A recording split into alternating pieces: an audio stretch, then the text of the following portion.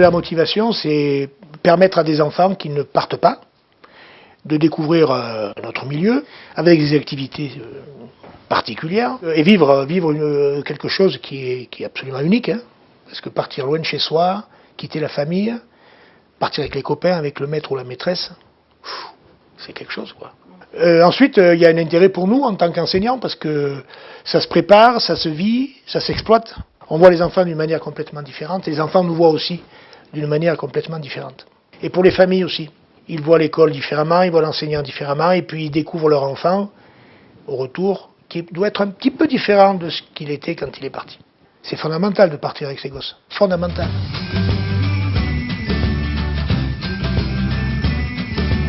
Vous savez, il faut des projets, hein. Il faut monter le projet, c'est très compliqué. Mais voilà, c'est pour ça qu'un enseignant, des fois, il n'est pas prêt à ça aussi. Et je pense qu'il faut qu'il y ait une relation entre ceux qui proposent la culture de la classe découverte, donc les centres, la Fédération des œuvres laïques, la Ligue de l'enseignement, et puis l'enseignant, il faut qu'il y ait vraiment une aide, quoi.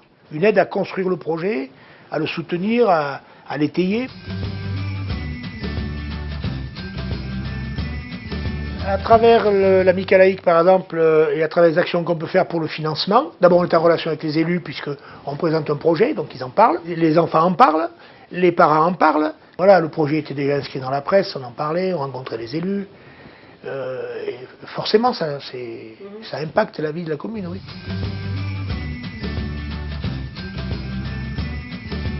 Mais sur un séjour de classe découverte, on apprend plein de choses. Et puis elle donne des motivations aux enfants de s'investir dans l'apprendre.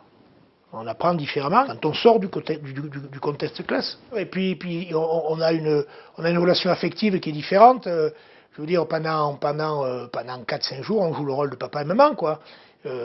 Voilà, ils se confient, ils ont besoin de nous, on les rassure, mais on les encadre. Non, on a vraiment une autre façon d'aborder la pédagogie quotidienne ensuite au niveau de la classe, c'est sûr. Nous, on est en quête d'autonomie pour ces gosses-là, donc il faut effectivement qu'on les aide à grandir.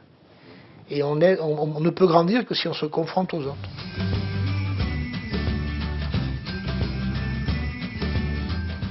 C'est comme un enfant qui fait l'UCEP. Moi, si je le pousse à faire l'UCEP, c'est qu'au bout d'un moment, je lui dis, allez, quand tu seras en 6e, tu vas à l'UNSS. Eh bien, un enfant qui part en classe découverte, il ne sera pas choqué quand on va lui proposer un stage aller en Angleterre ou en Espagne pour parler espagnol, pour un stage linguistique, il ne sera pas... Voilà. Il faut encourager notre jeunesse à partager, à se rencontrer.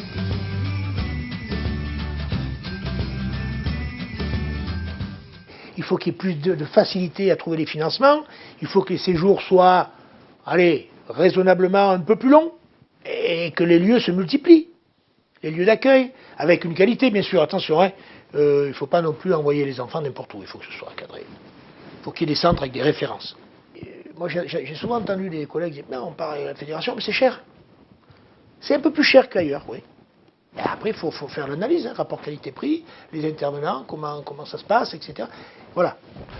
Il faut que les gens se battent, que tout ce qui entoure l'école puisse peser politiquement pour qu'effectivement ça reste en vie, ça.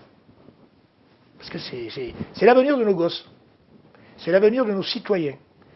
Et si on veut faire des citoyens éclairés, c'est pas en les laissant entre quatre murs. Il faut qu'ils sortent.